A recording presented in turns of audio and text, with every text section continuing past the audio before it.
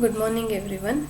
Welcome to the Unit 2 Object Oriented Modeling and Design with UML Chapter 3 Introduction to Class Modeling. This is the last session of Unit 2. So we will see what are the table of contents of today's session. So today we are going to discuss what is generalization and inheritance, and what is overloading, overriding, and how we can navigate through class models and some sample class models, and what is object constraint language, and how we can see the constructs, and how we can write the construct for UML diagram or class diagram that we have written, and some key concept study, multiple choice questions. So we'll see what is a generalization.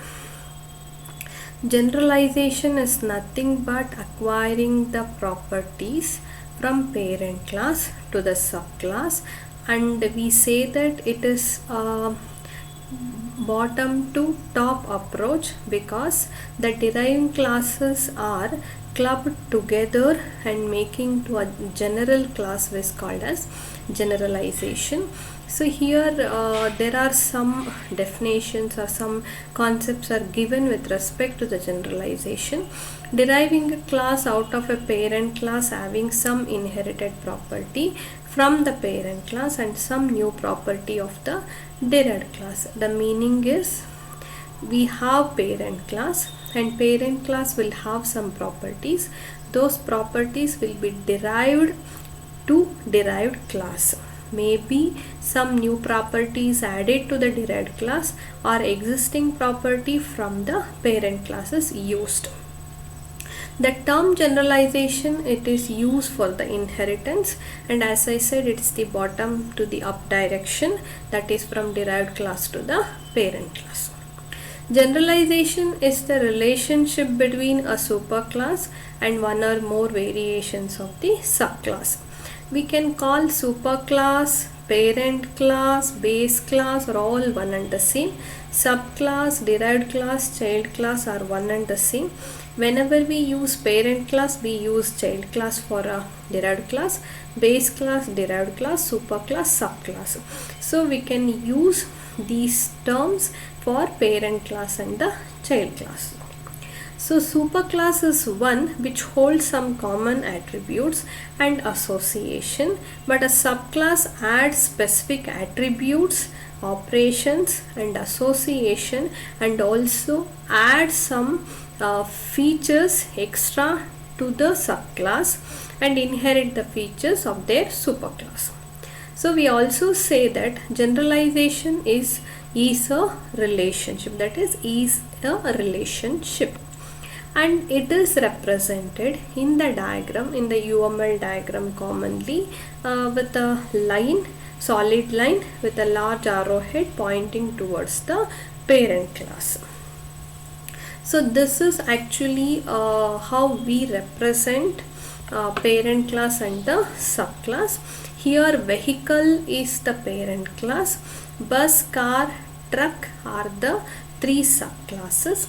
There are so many other subclasses as well, but here I have taken only 3 examples.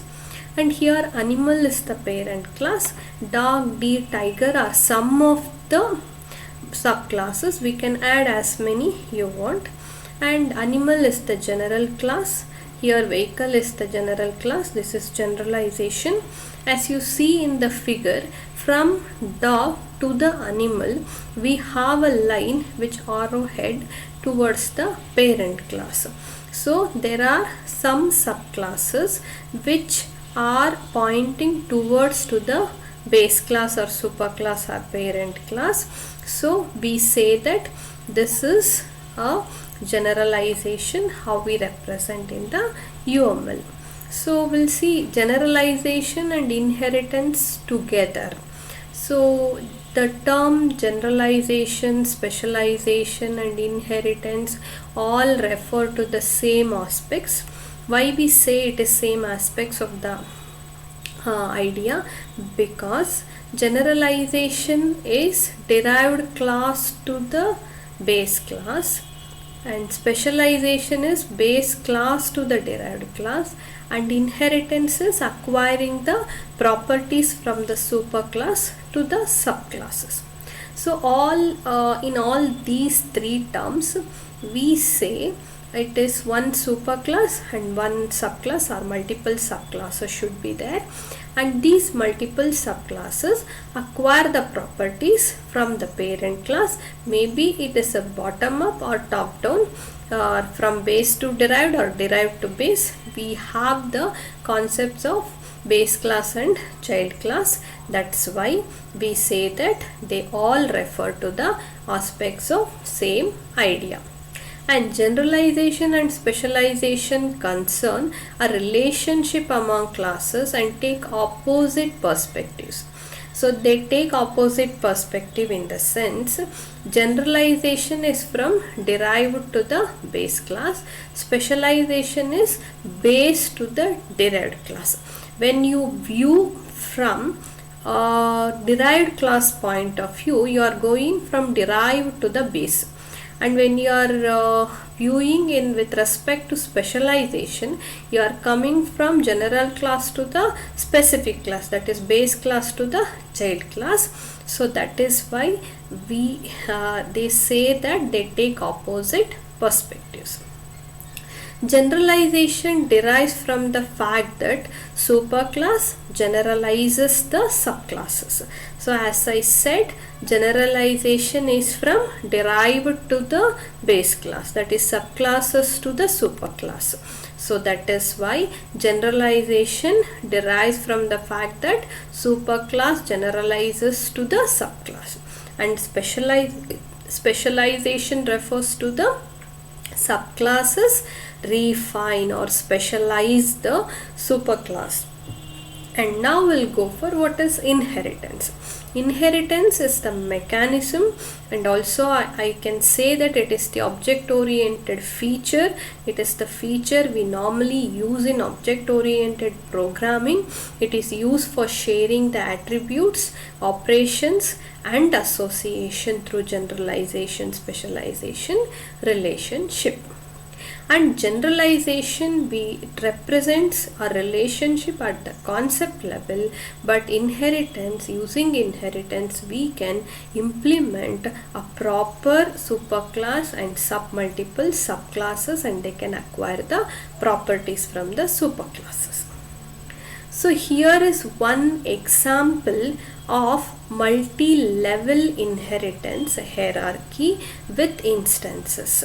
So here one arrow is missing. You can see that this arrow should be there. Heat exchanger to the equipment. But here equipment is the base class. Pump, heat exchanger, tank are the three subclasses. And pump, I have given the figure here, and this is the heat exchanger figure, and this is the tank figure. So I think you can visualize now how actually pump, heat exchanger and tank look. Equipment you can refer not only to pump or heat exchanger or tank, you can have multiple equipments, whatever the application or domain you're talking about. Now they are talking with respect to some related to water pressure calculation, all those things. So that's why here pump, heat exchanger and the tank. So multi-level means this is at the first level equipment, at the second level we have pump and exchanger, at the third level we have spherical tank, pressurized tank, floating group tank. So there are so many. Here also for pump we have equipment, pump, and then there are three types of pumps are there.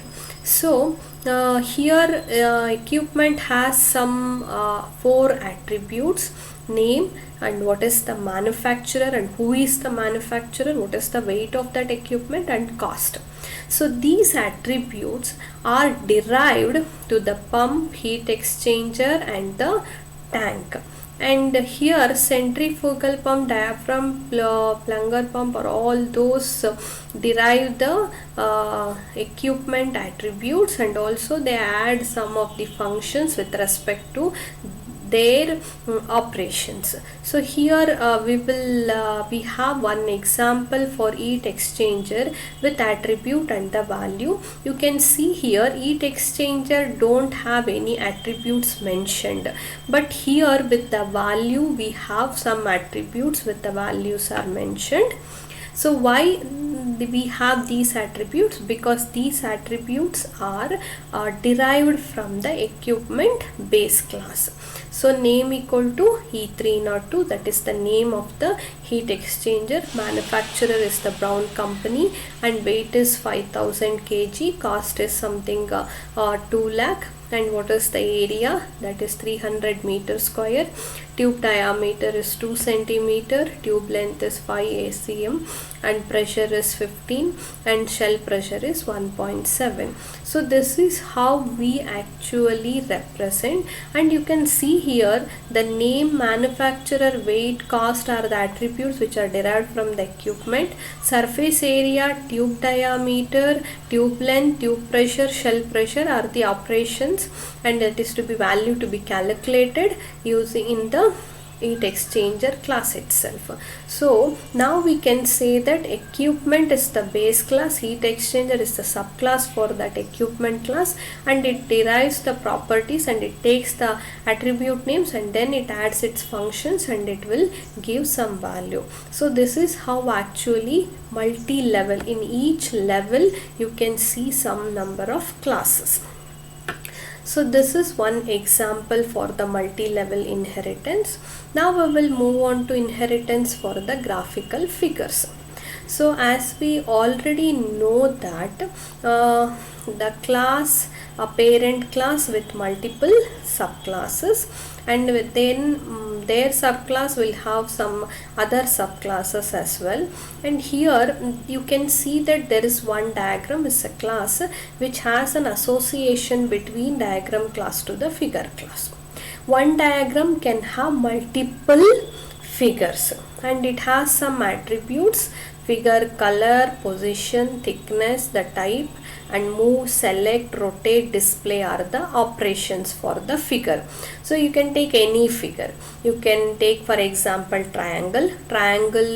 It has some color and the position, what is the thickness of the triangle and which pen type you are using, and whether to be rotate that move in the triangle, or you select the triangle or display the triangle. But each should have so if you take triangle, it should have some 3 vertices, and each vertices to be each vertex to be connected with edges. It should have 3 edges, so that's how the triangle will look. So that is a part of 2-dimensional polygon. So polygon will take the color, then thickness from the parent class and fill that triangle. And how can be filled? Using scale fill. Then number of sides of vertices, and display is the function. So you can use the parent class function itself, or here you have the display function here. So display can be inherited from the parent class, so and you can use that function here as well. So here this diagram tells you that inheritance for some graphical figures. 0-dimensional we can represent only point, you can display that point. 1-dimensional we have line, arc and spline. You can see in the chart how the spline will look. And 2-dimensional we have polygons and the circle commonly. And what is the diameter of the circle, what is the radius of the circle, that you can put it as attribute for the circle, and you rotate that circle. Next we will move on to the what actually the uses of the generalization, and how these generalization can be used for some specific purposes. So here support for polymorphism. Polymorphism increases the flexibility of software. That means whenever you add a new subclass, that automatically inherits some of the properties from the superclass, and it is not going to change, modify or disrupt the superclass behavior. So it is not going to change anything with respect to superclass. It only adds the new subclass, and automatically whenever you add a new subclass, it inherit the properties from the superclass. That's how it support the polymorphism. As name itself suggests that it is poly, many forms. You can have many forms of subclasses. So for example, in the last diagram, last figure, we have seen that inheritance for the graphic, we have 0 dimension, we have 1 dimension, we have 2 dimensional. So we can keep on adding the new subclass, and you can inheriting the superclass behavior, and each will perform in a 2 dimension and single dimension is 0 dimensional, how they will operate. So that's how it support for the polymorphism. And structuring the description of objects, this is one very important feature of generalization. So here it classifies based on the function similarities, and not they, if they don't have any similarities, they have to be grouped into separate. So that's how it is going to organizes the objects, organizes the classes according to their functions and the similarities. So that is how the generalization will help. For example, I'll take vehicle as an example. Vehicle is the general class, and we have two-wheeler, three-wheeler, four-wheeler vehicles. And two-wheeler is can be cycle, or it can be a bike or scooty or pleasure, depending on the brand we can divide. And if it is three-wheeler, we can go for auto. If it is four-wheeler, we can go for lorry, we can go for bus, we can go for car. So like that, we can, based on their functions, based on their some properties, we can similarities we can classify among them. Next, the main another important purpose of this generalization is, and we can also say that it is the inheritance feature, that is code reusability. Whenever they ask the question for what is the advantage of inheritance, you can say blindly the code reusability, because reuse is more productive than repeatedly writing the code from the scratch. So what is this code reusability? So I'll give this as an example. So whenever you design any website for any college or any company, so you will be having one scratch code, and you will write and you will give it to them. If any other company or any other college which comes to you, and they will ask for you to design a website, so you don't go and write from the scratch. You will already have a template, and you will be having already code. You just save as the same code, and you, wherever you want to modify according to the company that you are designing the website, or college you are designing the website, you can design it. Instead of writing the code from the scratch, you can reuse that code, and whenever you want, you can reuse the templates also. The advantage is, one is cost, one is manpower, effort. Everything will be reduced if you go for reusability. So this is one of the inheritance is one of the feature of object oriented programming, and also the reusability is also one advantage of using the inheritance. Next, we will see the main overloading, overriding. We normally use these two things in the polymorphism, compile time polymorphism, runtime polymorphism, we do say. But here we will see actually overloading is deals with the multiple methods of the same class, same name, but different signatures. Signature in the sense, you can have a same operation, similar operation you perform, but different ways with the different data. So here there are two functions. One is add with 2 parameters and add with 3 parameters. You can see that the only difference here we have is 3 parameters, here is the 2 parameters. Here it will add the 2 integers, here it will add the 3 integers. But whenever you want to add 3 integers, you are going to call the second function. It automatically calls that. Whenever you want to add 2 integers, it calls the first function. So that's how the overloading will work. And what is overriding? Overriding, it deals with two or three methods, but usually one in the parent class and one in the child class that have the same signature, everything will be same, but overriding lets you to define a similar operation in a different ways for different object types. So here you can see that animal is the class. Here you have a eat function with the same everything, signature will be same, but it's just eating, it's defining, saying that it is just eating. But when subclass extends that animal class, so it will eat bread. Whenever you extend elephant extends the animal, it won't eat bread or it will eat grass. But dog also you can say that it eat flesh. So something flesh. It you can say that whenever you extend any parent class, so when the overriding is there, you define in your own way. Next we will move on to the simple class model for windowing system.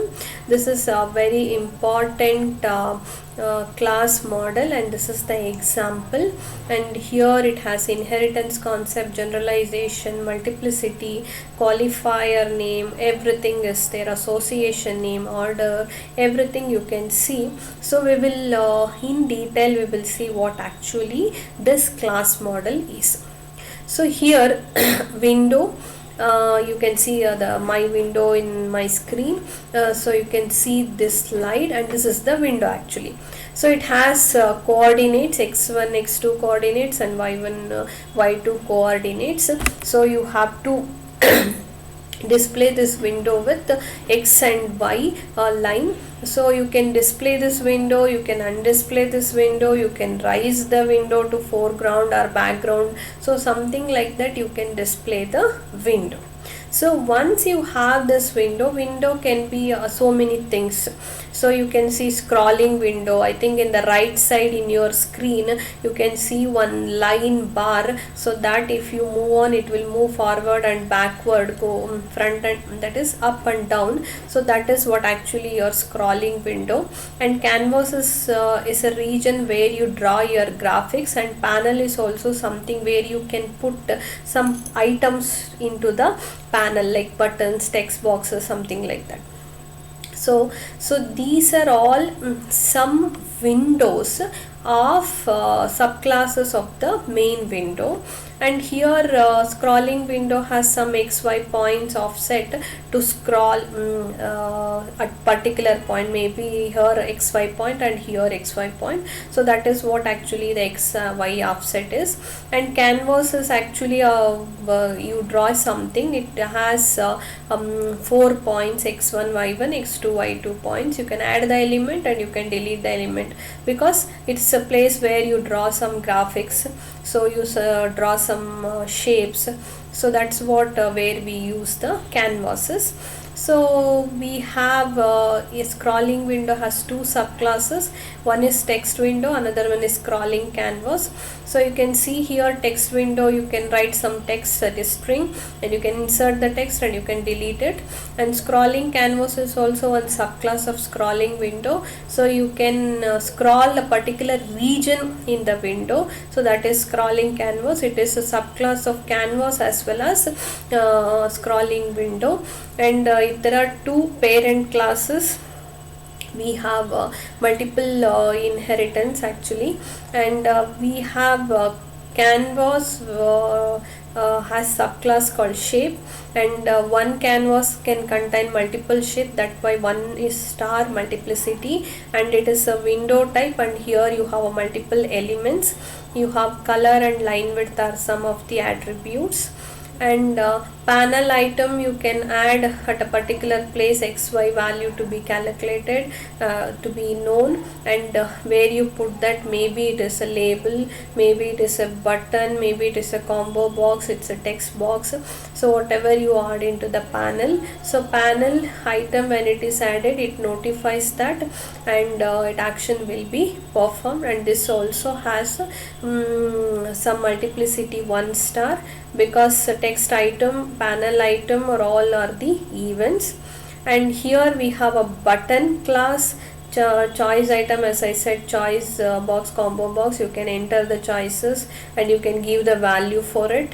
You can give multiple choices, and usually this is subset, so that's why we have put it in the flower, it is subset values. And we also have colored shape, closed shape with two classes. One is polygon and another one is ellipse. You are going to draw that polygon and with values. So here also ellipse has some x, y, a, b values, and you can draw that. Ellipse, you normally know that this will be something like oval shape. You can draw the ellipses, and you can also draw the point. It is from the polygon, it has xy, so point means it has a x point and y point, where you draw just a dot point. And you can have a multiple vertices also, and each is a point, and it is with ordered elements. One polygon may contain multiple points. This is actually not necessary, but you can have this point also has one class. So this is the detailed sample class model for the windowing system, and this is usually for window whatever we use. So you in Java programming, you have something called swings. There you study what is canvas, what is panel, what is scrolling window, what is text window, button, choice item, text item, everything there. But here with respect to our topic, so this is the window with multiple subclasses. Next, how we can navigate the class models. So navigation of class model is very important.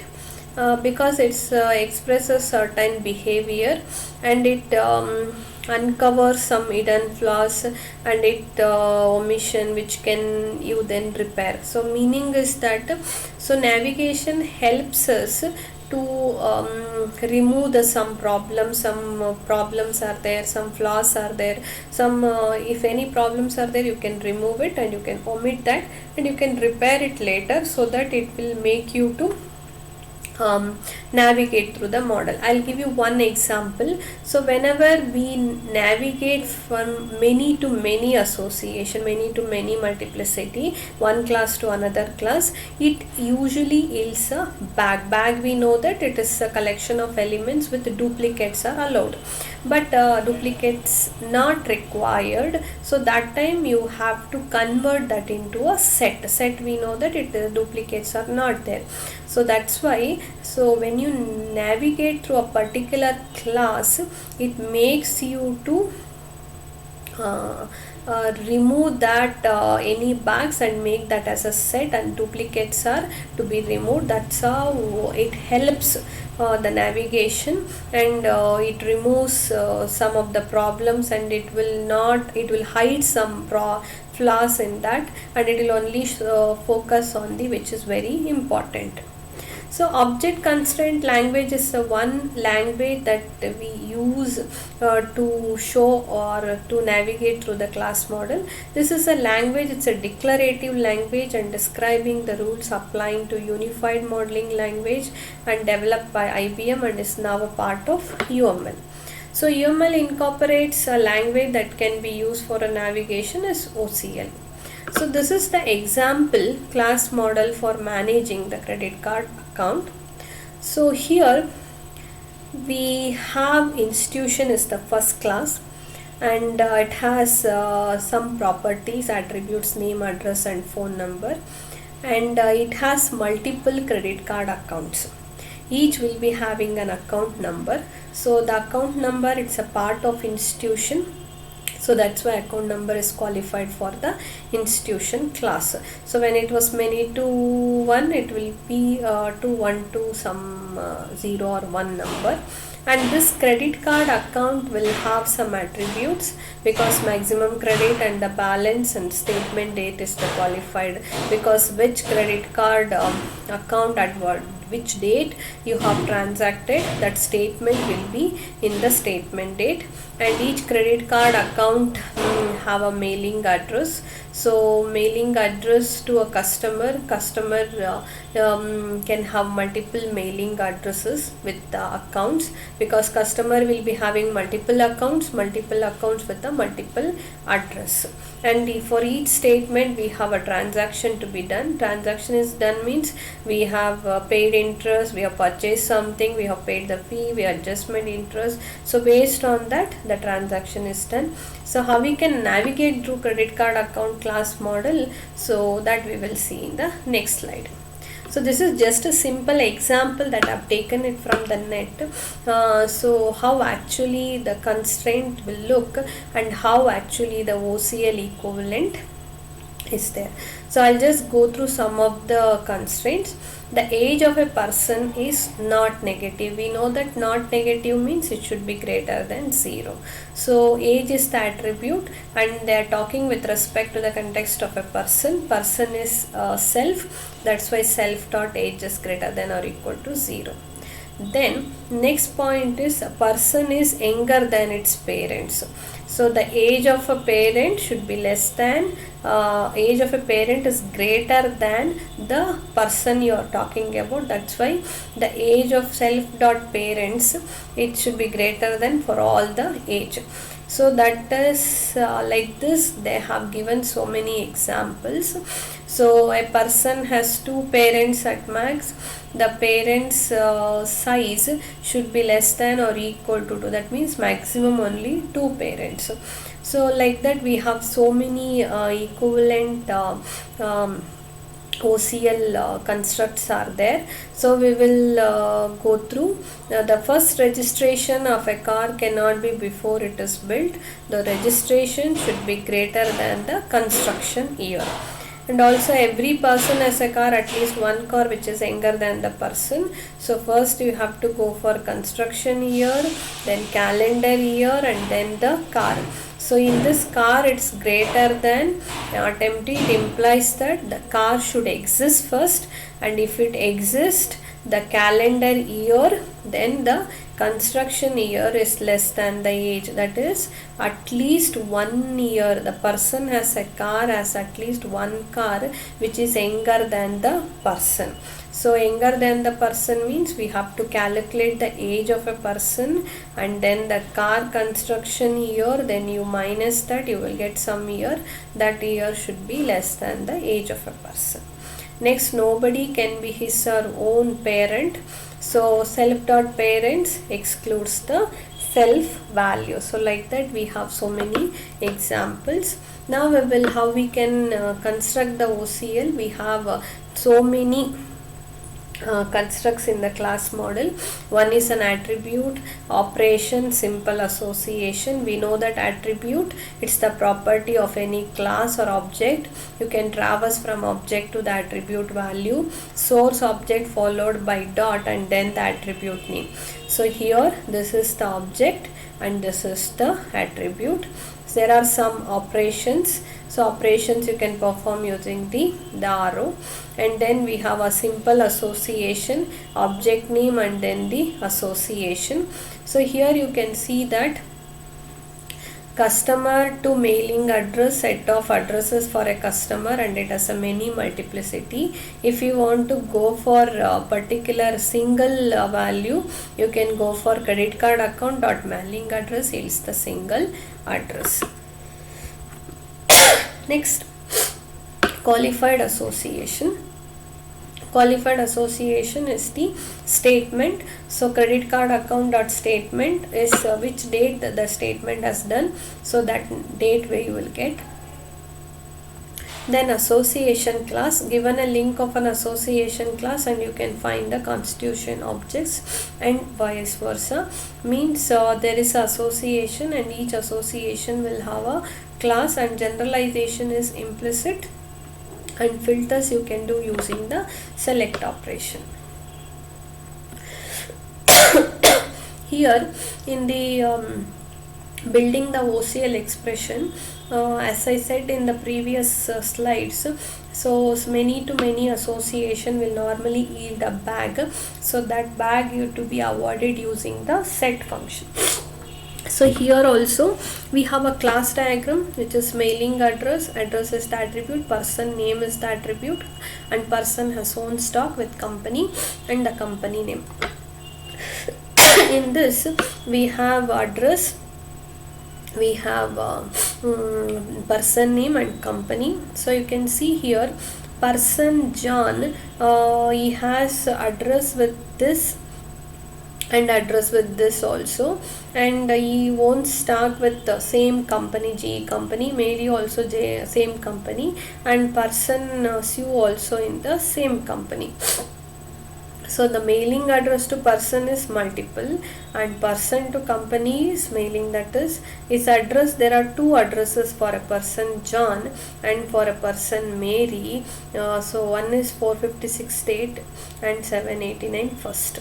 So that's why whenever you come from company to person, person to address, it yields a bag.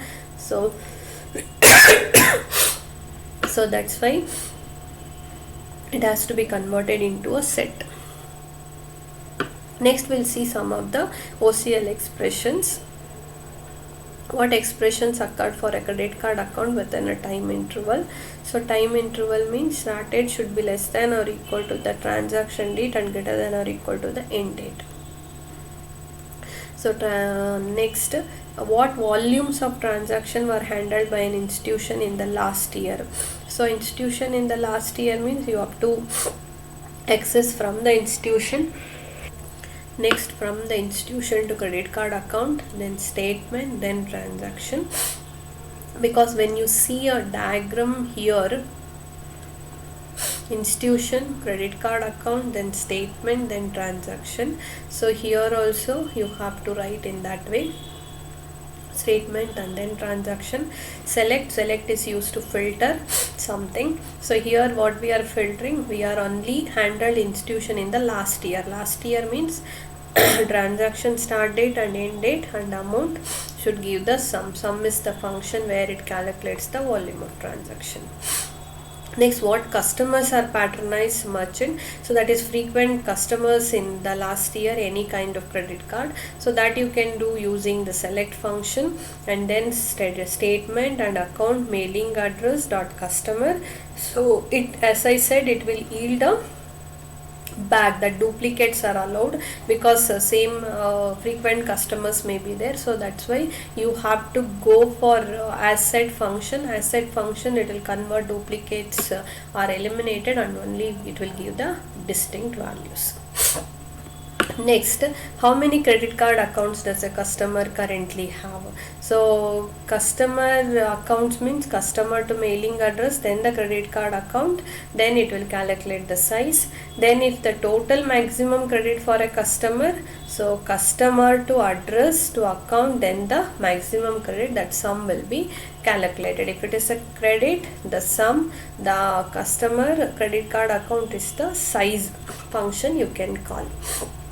So this is the overall chapter, and we will in the textbook there are some tips are given to calculate or to write the diagram, UML diagram or class diagram. So these are all something we need to know when we are writing the class model. So I'll just go through one by one. So what is scope? Scope in the sense, first you need to understand what is the problem given. And if you don't understand the problem properly, you cannot write the class model properly. So once the requirements are understood, then only you can write the class model or object model or class diagram or the object diagram. What is simplicity? Simplicity means you have to write the diagram or model the diagram in such a way that it should be simple and very well understood.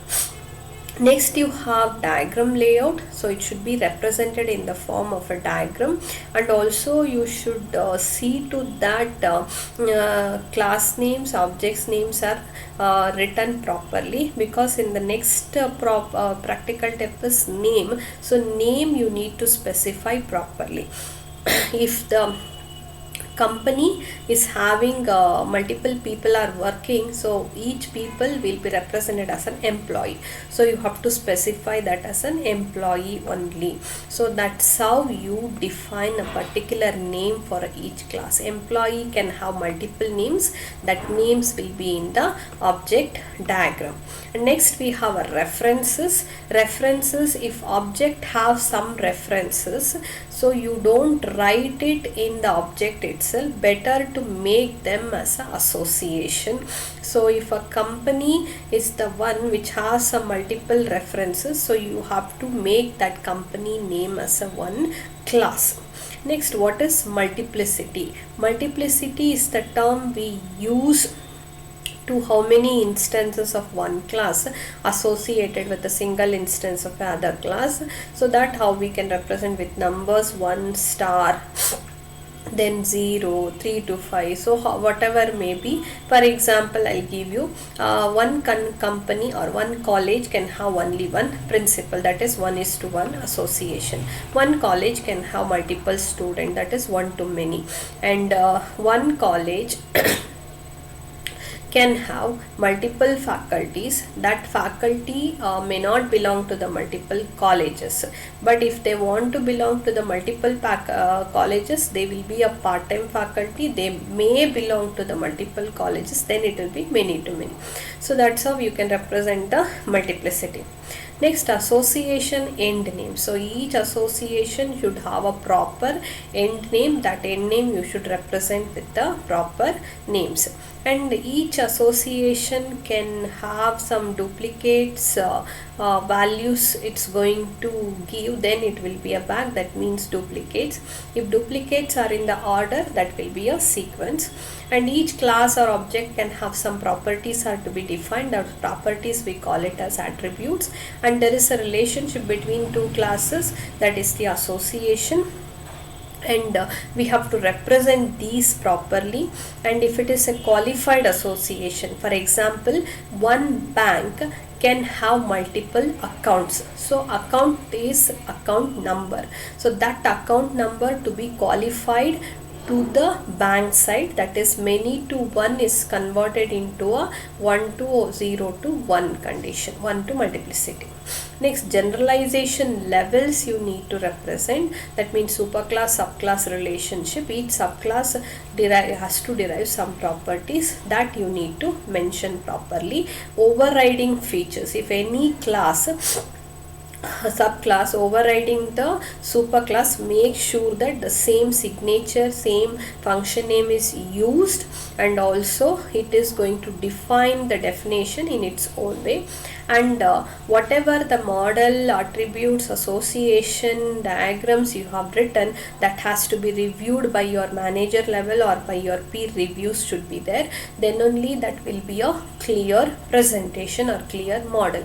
And whatever we do, whenever we write, everything has to be documented. Those are all important points with respect to this subject or this session.